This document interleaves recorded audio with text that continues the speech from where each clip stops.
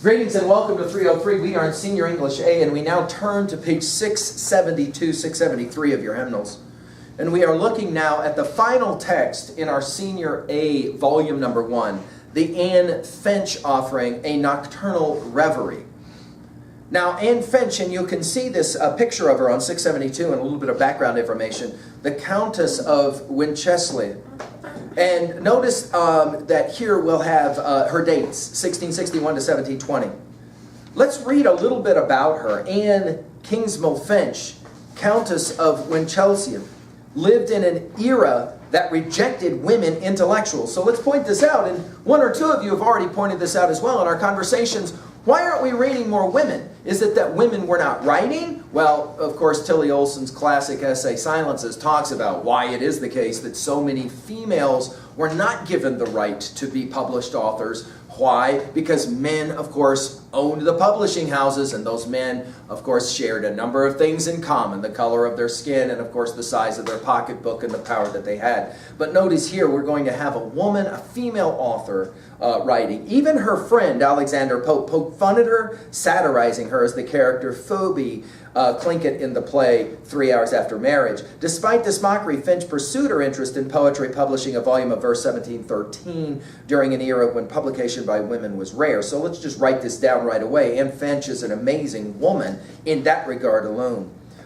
The first heading, An Uncertain Childhood. Anne Kingsmill's father died when she was only 5 months old. 3 years later, her mother died as well. For 8 years, she and her sister Bridget lived with their grandmother, while their brother William lived with an uncle. The children were reunited under their uncle's care in 1672. By the standards of the day, the girl's education was quite progressive. Anne studied classical Greek, Roman literature, the Bible, French, Italian, history, poetry, and drama.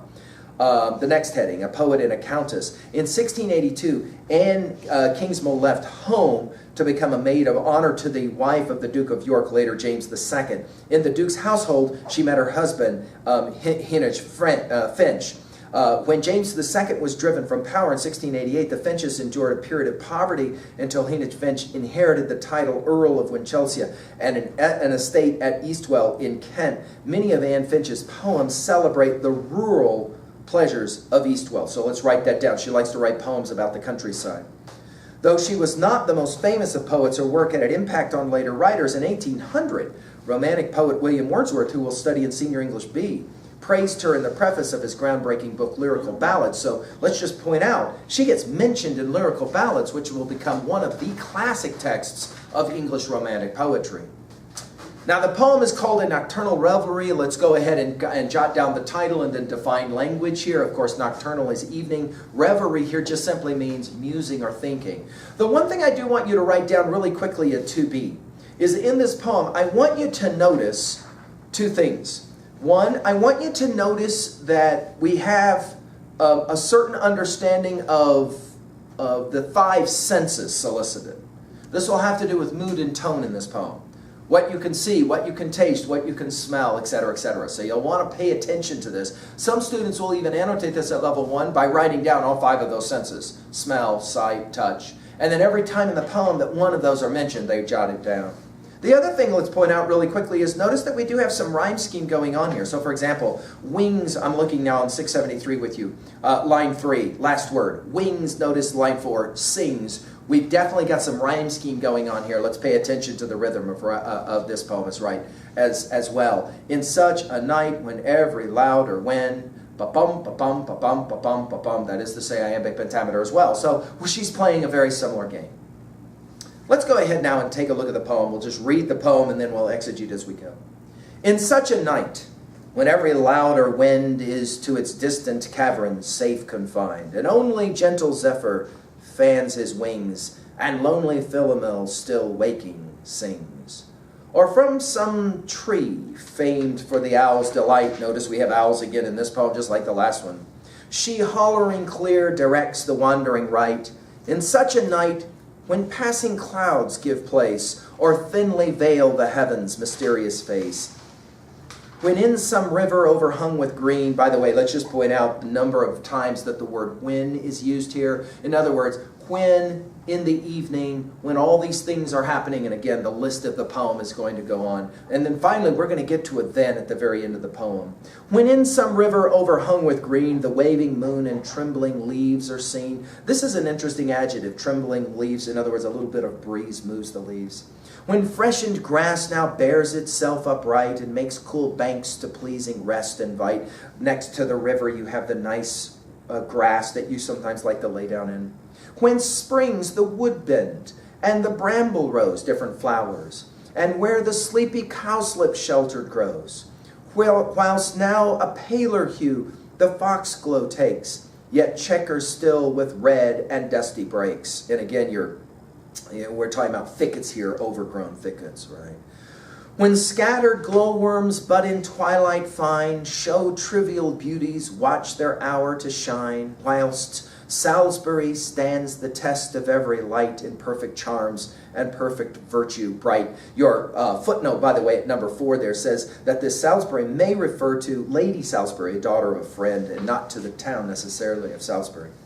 When odors which declined repelling day, again, notice here we're getting to the smells, through temperate air uninterrupted stray, when darkened groves their softest shadows wear and falling waters we distinctly hear, when through the gloom more venerable shows some ancient fabric awful in repose, while sunburnt hills their swarthy looks conceal, and swelling haycocks threaten up the vale, when the loosed horse now, as his pasture leads, comes slowly grazing through the adjoining meads. And again, I've had seniors that say, I've grown up seeing some of these pictures next to the little river, the little creek. There's a pasture, and the horse is kind of walking and enjoying walking slow and eating some of the grass, whose stealing pace and lengthened shade we fear, till torn up forage in his teeth we hear. In other words, if the sun goes down, you can still hear the horse munching on the grass, right? But you can't see him. When nimbling sheep at large pursue their food, and unmolested kine rechew the cud. In other words, this is that cattle out in the fields. Top of page 675. When curlew's birds cry beneath the village walls, and to her straggling brood the partridge calls, their short-lived jubilee the creatures keep, which but endures whilst tyrant man does sleep. When a sedate content the spirit feels, and no fierce light disturbs, whilst yet it reveals. But silent musings urge the mind to seek something too high for syllables to seek. In other words, in the evening, she says, when it's beautiful outside, it's that glooming time of the evening. She says, it's that time when artists, when writers, when poets begin to become very inspired. They come up with great ideas about things they might write or portray. Till the free soul, to a composedness charmed, finding the elements of rage disarmed, or all below a solemn, quiet groan, joys in the inferior world and thinks it like her own. In other words, during the day, noise, confusion, racket, but in the evening, everything is kind of quiet and mellow. Notice the mood of this poem. Let's write it down in 2B. What is the mood of this poem? Some students have said, reading this poem makes me want to take a nap or go to sleep. It's so calming, right? In such a night, let me abroad remain, till morning breaks and all's confused again. In other words, she says, I love the evening, when it's quiet, when it's peaceful. She says, and then of course, the morning has to come where it gets all chaotic again. Our cares, our toils, our clamors are renewed, or pleasures seldom reach, again pursued. In other words, in the morning, we always long for that time of the evening. All right, let's jump to 2A really quickly, a possible message or theme here. It's a very simple poem, isn't it?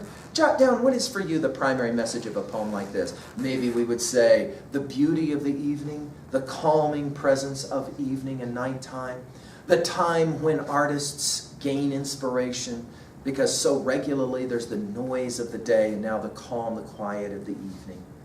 We've already mentioned, notice several things at 2B, rhyme scheme, obviously iambic pentameter, the mood, the tone, both calm, subduing.